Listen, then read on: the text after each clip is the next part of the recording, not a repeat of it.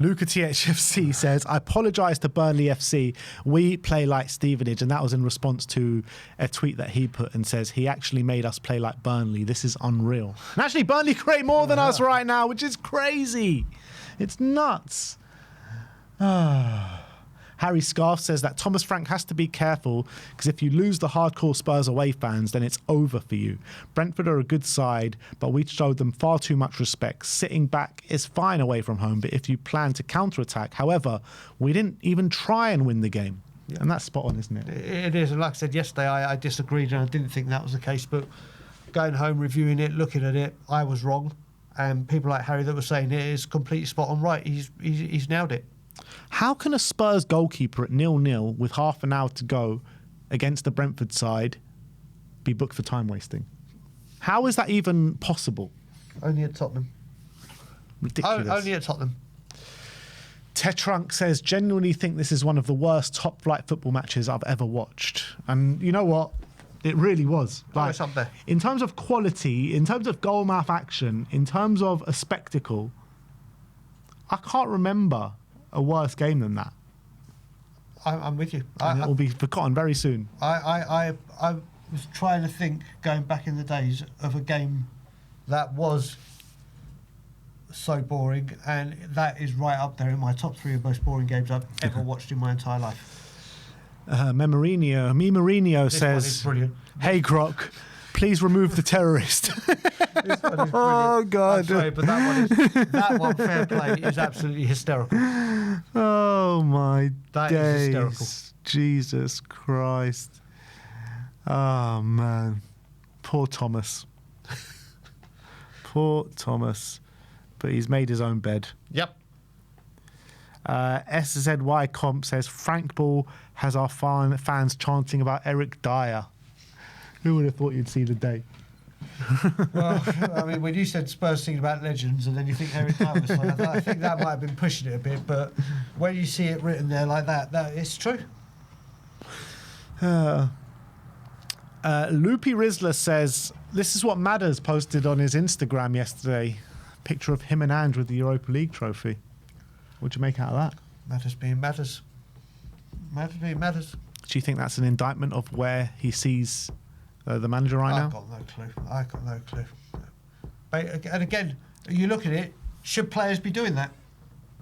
Well, Posted a lot of photos. Yeah, it was a reel of photos of his highlights of 2025. Well, it's New Year's Day, so that makes... That's what I'm saying. Okay, yeah, I've just realised yesterday was New Year's Day. So. But he did choose that particular picture with him and Ange. He could have picked any picture from the Europa League thing. Surprised he's not one of the ones crying about Johnson.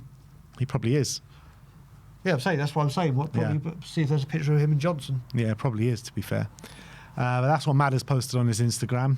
Flav says, I can't watch another performance like that. Utter wank. And I think Flav just says it how we're all thinking, to be honest. Agreed. Mitch Fretton says, when your own away fans, the diehard contingent, are singing boring, boring Tottenham, you have to take the hint. It's just rubbish, Thomas. Yeah. And I've never been in an away end when that's been sung before. And we've seen some boring managers over, Conte got the criticism saying it was too boring. Jose got the criticism, it was saying it was too boring. Nuno definitely got the criticism saying it was too boring. But that chant has never been sung. Yeah, I mean, we've had the let's pretend we scored a goal once, haven't we? Which is probably the closest thing to that. But yeah, I mean, like you said, like others said, the away support, if they're acting like that, then Thomas Frank, you need to take note. You should be taking note of the home fans as well before you're going out and calling them out. But when the away fans are doing this, you need to take a step back and realise that that is not a good sign at all, and you need to do something and change something. Yeah. Simon Iamene says, what's the only thing worse than watching Frank's team play football? Watching two Frank teams play football against each other. And that's what it felt like yesterday, to be honest.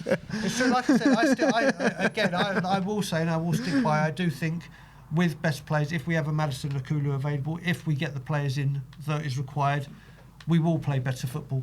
We will do. But for yesterday, he's absolutely spot on. Will 1889 was in the away end yesterday, and he atted Brentford. He says, "Hi Brentford, can you please stick the darts on the screen at 8:30, please? Channel 407. Cheers." That's brilliant.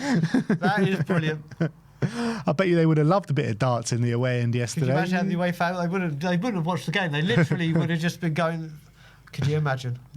They should have just give them a bit of something to enjoy. you know what I mean? Put it on the jumper. Oh no, there is no darts on Saturday, is there? Sunday. I was about to say, could you imagine they put it on the big screen? They should. Give us something to watch. Seb Martin saying, "Nah, the away and just running through chants from Pochettino days is killing me. They are so bored." Yep. That's what it comes to, man. Just Spurs fans just so bored right now. So bored. Imagine spending all that money just to be bored. Well, you say all that money. Thank God it was just across London. Yeah. It's still a lot of money, and obviously at this time, money is. It's not everything is so expensive. But if that had been like Newcastle or Manchester or whatever, then obviously it would have been a lot worse. So this was on Daily Hotspur. Spurs fans in the away end via Chris Cowlin saying, "We want our money back." They were singing. They should get their money back. Well, it did give it back. What did you get? You got your loyalty points back after the 6-1. I mean, if Spurs wanted to make a gesture and say, right, do you know what? Then this game was certainly qualified, wouldn't it? Tapin Tobes says, "Some of our fans are actually wild. They booed Frank as he came to clap the crowd. That's so harsh and something I don't advocate at all personally, but I equally get the frustration from fans watching that off the back of his divisive comments at the fans." On the back of Frank's comments to the fans and on the back of what we're seeing on the pitch, did Frank deserve to get booed yesterday? You put me on the spot here, aren't you? His comments, he's not learning that you can't say this. And I'm not just saying that you can't say this at any football club. You can't keep going at the fans. Look, we all went mad at Ange when he was doing it, and Ange had been here 18 months when he done it. And there was the one at the end of the first season with the Manchester United, the Arsenal, Manchester City. But Frank is still hasn't gained any credit in the bank to say, right, I could say something and do something. But the booing of him, I'll never go against the away fans. Like Tapin Tobe said, do we condone it like the way they did it? I don't know, but you can't keep poking the bear and not expect the bear to bite back when it's pissed off. And yesterday was a culmination, and they did bite back, and he's brought it on himself. Charlie Paris says, "I feel like Vicario getting booked for time wasting on the 68th minute while drawing 0-0 away at Brentford might be one of the most defining images of the Thomas Frank era." Let's hope not, eh? Let's hope not, but right now it seems to be. Jayco says, "Don't worry lads, he'll be calling you fake fans after spending your New Year's Day watching that tripe." And this is off the back of a video of Thomas Frank being booed. And if you play it, you can clearly see no boos there when the players come on. Thomas Frank comes to the front, and then the boos get very, very loud. And then he just runs off very quickly. You know, he actually said in his press conference yesterday on the back of the boos that the boos were warranted because of the way the team played. So there you go. And you can see him absolutely pelting it down.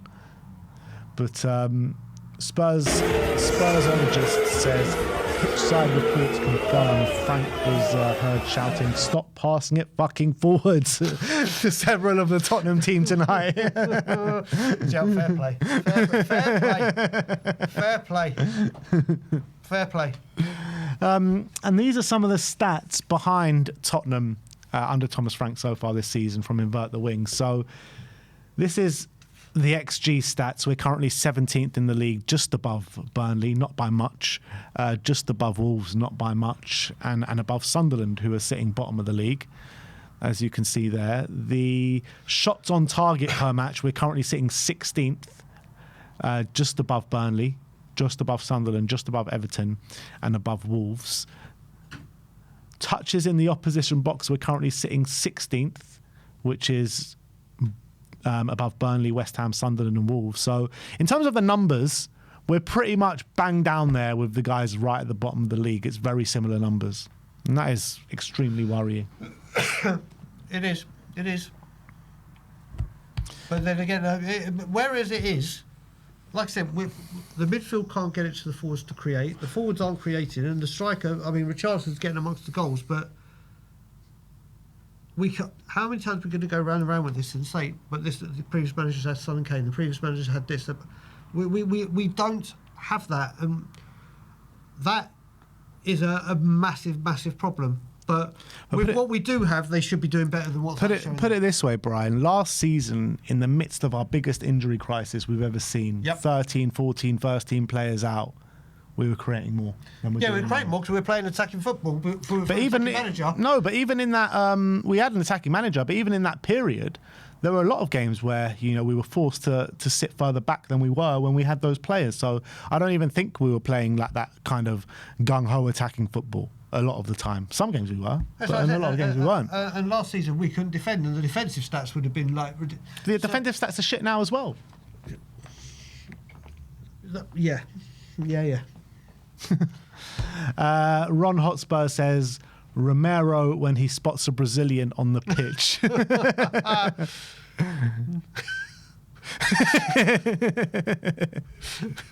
He clatters Igor Thiago, clattered Bruno Guimaraes a few weeks ago. The man has no chill whatsoever. It's Red Mr. Boy, isn't it? Yeah. Poseidon, Spurs Jono says that, so he goes across Gray's body, totally misses the ball and trips Gray over, and it's not a penalty? What? Yeah. It's true, man. Right? That should have been given a penalty. I mean, this all stems back as well when you look at the Benton Core one at Newcastle. Yeah. It's like that was a... How do you give that? It's like they're told, don't give penalties to Spurs. It's not allowed. Who knows? Billy T says, anyone want a season ticket for the rest of the season? £500. Send me your bank details. I'll pay it for you. I swear, that guy is the king of Twitter. Oh, he is. He comes out with some bangers. He is. The way he's a top lad, is Billy. The way that his brain works is incredible. Yeah. This is what Luca Williams-Barnett posted when the team sheet came out yesterday. So it's just him on the pitch with that emoji. And I kind of do feel his pain a little bit because obviously he was in the squad when we played Doncaster. He has made a few matchday squads apart from that. Came on and I thought he was quite decent in that Doncaster game. We had 2 goalkeepers on the bench yesterday. Why couldn't he have been on the bench? Like I said, it seems to be a Spurs thing to have 2 goalkeepers on the bench. We've just abandoned youth, haven't we? Yeah. And not just Frank. We've just literally, it's been... We look at what this game-changing training academy was going to do and what it was going to bring to the club. And if we weren't going to be bleeding them through, we were going to be selling them for profit like Chelsea and Man City and others do. Well, we're doing none. Yeah. We're doing absolutely nothing with it. What's it brought? It's brought us Harry Kane, obviously, most famously. Ollie Skip and Harry Winks. Nabil Bentaleb, Ryan Mason. And they were gone as soon as... You know what I mean? There's not been... And this, how long has that been there now? 6, 7, 8, 9 years, probably, that we've been focusing on this. And Japhet Tanganga. So, yeah. But this is it. And I remember when we brought Nick Barmby through. Yeah. You know what I mean? When Spurs saw Nick Barmby coming through, we've tried it with Mikey Moore. Obviously, Mikey's got to get experience. We did used to bleed youth thin. This wasn't just, this is what we're doing to be sustainable. If they were good enough and tearing it up, you were getting a chance in the first team. And they're not even getting that. Yeah. He is particularly young, though. Oh, he's exceedingly young. And the boy's got a big future. He has got a very, very big future. But Spurs, I think, have got to look at it now and start looking at... Forget about trying to attract these players we're talking about in the January window. Are these big youth players that we see to have really big futures, or look and they're being pumped up to have it, are they going to sit around and see that I don't get an opportunity at Tottenham? This has been going on for years. I want out. Yeah, I don't know how I feel about Williams-Barnett putting out a post like that because he is super young. I get it, like... Yeah, put him in the matchday squad, give him that experience, even if you're not planning to bring him on, because you've got 2 goalkeepers. Like, what's the difference anyway? But, like, surely he should know like he's like a very young player. He doesn't need to be putting posts on like that. No. It's not really a great look. And they all have the what's it called, the social media training and whatever in the youth academy to get them ready. Not a wise move, but it's something he'll learn from. Hopefully won't do again. Yeah. THFC_RR says, it's a quote from Ange that says, at some point in time, I'll get replaced by John the Pragmatist and you can all be happy and revel in it. Now I understand why I got so many tweets saying John the Pragmatist. Oh, really? Oh, yes. Now I get it. Oh, God. He's right, though. He's absolutely right. That's the bad thing about it. Absolutely spot on. Next one is Tottenham fans singing "Boring, Boring Tottenham." This was the chant in the away end. I actually think it was a chant by the Brentford fans, and then Tottenham just said, you know what, we'll run with it too. Yep. Don't blame them. João Polinia, with comments after the game, he says, I think it's a fair result. It's not easy place. It's not an easy to play against a good team in an away game. I think it's been our second clean sheet in a row, which is not easy in the Premier League. We need to have credit for that. Offensively, we need to add much more than we have been doing. Again, he's taken that line from Frank. You know, give us that praise. Give us that praise for 2 clean sheets in a row. Yep. What else have we got? Keith Andrews on Christian Romero, and he says it should have been a red card, and he should have had a red card in the first game 26 days ago for that scissor kick tackle as well, which is, I think that's absolutely spot on, to be honest. Sam Cornish was replying to Ali Gold saying that it seemed like Thomas Frank got booed by the travelling fans when he went over to applaud them, and Sam Cornish says, but only by the most disloyal fans, Ali. Oh, God. Yeah, Frank really does not help himself, man. No. Ongar Spurs says, historically, I've blamed Levy, I've blamed Enoch, I've blamed the players. I've always been okay with the managers. This is fully on Frank. As a season ticket holder for nearly 30 years, this is the worst football I've ever witnessed. Get him out our club, Spurs official. And I think this is a growing sentiment, man. I really think it is. And when you've got the away fans booing you, it needs to change quickly, or otherwise it's only going to go one way. Absolutely. Absolutely.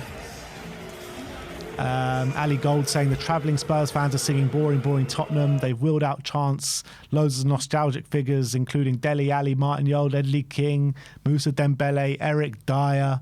Sounds like an away end I would have enjoyed being in yesterday, to be honest. Yeah. Next one is that video of the boos from the away end. Then BLTHFC says Spurs in the Premier League first halves this season, we're currently ranked bottom for shots on target and shots in general, and we're in January. That's mental, isn't it? It is. It is, but again, whereas Frank takes a massive slice of the pie for that one, again, lack of quality. But Frank, in the way it's been set up, has to take a major slice of the blame for that. Yeah. All right, well, that is the way the internet did react to the game yesterday. Not an enjoyable one, I'll tell you that, but that is just the way fans are feeling right now, and can't blame anyone, to be honest. No. And now we can delete that from our memories. Yeah, until we get Have to served do up it on another one Sunday. on weekend.